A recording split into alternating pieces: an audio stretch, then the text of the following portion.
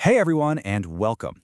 Today, we're going to dive into a really fascinating story of economic contrast. We're looking at how one major economy isn't just, getting by in all this global turbulence. No, it's actually thriving. And that really is the big question, right? The world economy is on pretty shaky ground, but this one nation is just booming. So how are they doing it? How is India managing to pull off such strong growth right now? Let's get into it.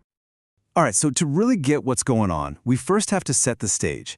To appreciate just how well India is doing, you've got to understand the global mess it's up against. It's a world where geopolitical tensions and trade disruptions are basically the new normal. Okay, take a look at this. This chart basically shows how much uncertainty there is in the world. See that line? The higher it goes, the more unpredictable things are for businesses and governments. And look at those huge spikes. It's just been one thing after another. This makes it almost impossible to plan for the future, and that puts the brakes on everything. Hiring, investing, you name it. And all that uncertainty, it has real consequences. This next chart shows what's happening with foreign direct investment. That's the money that flows across borders to build things and create jobs. And yeah, you can see it's taken a nosedive. It makes sense, right? When you don't know what's coming next, you tend to hold on to your cash. What's really interesting here is that we're seeing these two completely diverging paths. It's not one single global story. You've got the advanced economies, they're really struggling with stubbornly high inflation and kind of moderate growth. Then you have the emerging economies, which are growing faster, for sure, but they're still super vulnerable to all these global shocks. It's a real split. And if we zoom in on the big players, you can really see the cracks. The US, a lot of its strong growth is really riding on the AI boom. Europe's economic performance is, well, it's mixed and pretty moderate. And then there's China, which is dealing with some serious deflationary pressure from its whole property crisis. So yeah, it's a fragile situation pretty much everywhere you look. Okay, so with that whole shaky global picture in mind, let's turn our attention to India. Because India's story is being powered by a completely different engine. It's really charting its own path.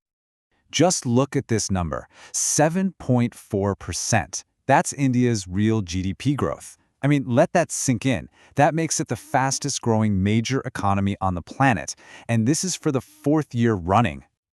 So the obvious question is, what's fueling this incredible growth? Where is all this momentum coming from when pretty much everyone else is struggling? Well, the answer is right here. It's what's being called the twin engines of domestic demand.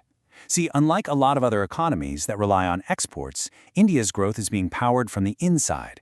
You've got two massive forces at play: private consumption, that's just people like you and me spending money, and investment, which is businesses putting money to work. Both are growing at over 7.5%.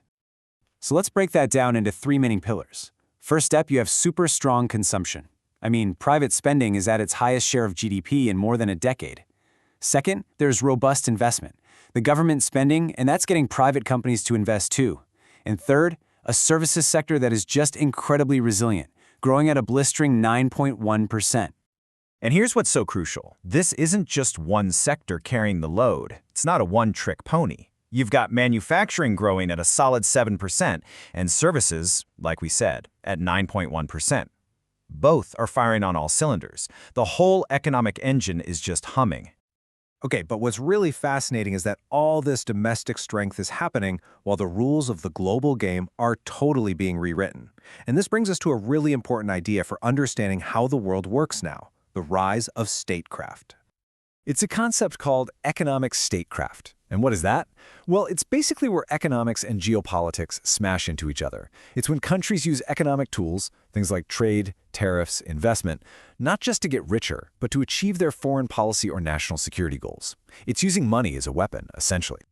And listen, this isn't some abstract academic theory. It is happening all around us, right now. Think about it. The US putting export controls on advanced computer chips.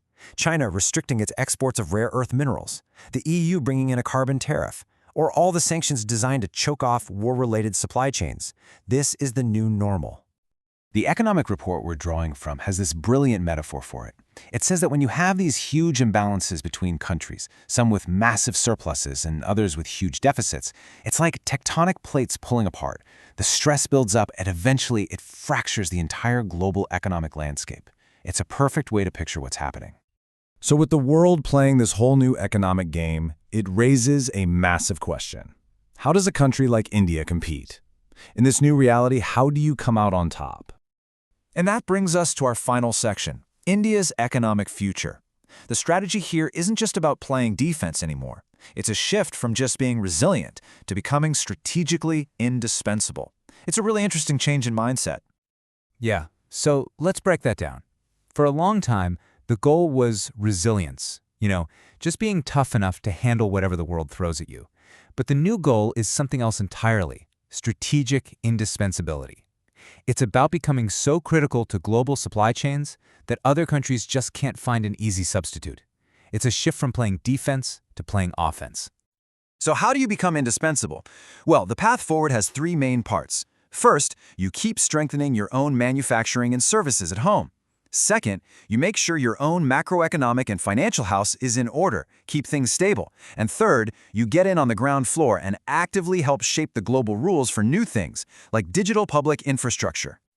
And here's the payoff for all that work. Thanks to years of reforms, economists have actually reassessed India's potential growth rate. Think of it like the economy's speed limit. It's been bumped up to a really robust 7% for the medium term. Now, this isn't just some number pulled out of thin air. It's built on real, fundamental improvements. You've got more capital growth because public investment is pulling in private money. You've got labor growth with more people joining the formal workforce. And you've got a huge boost in productivity thanks to all the efficiency gains from digital infrastructure and other reforms. So, looking ahead to the next year, the official projection for real GDP growth is somewhere between 6.8 and 7.2%. That's a sign of real confidence that this strong, steady expansion is going to continue. So it all comes back to this one powerful idea. The goal isn't just about resilience anymore. It's about strategic indispensability. In this turbulent new world, the ambition is to become a nation that the world simply can't do without. A really powerful thought to end on.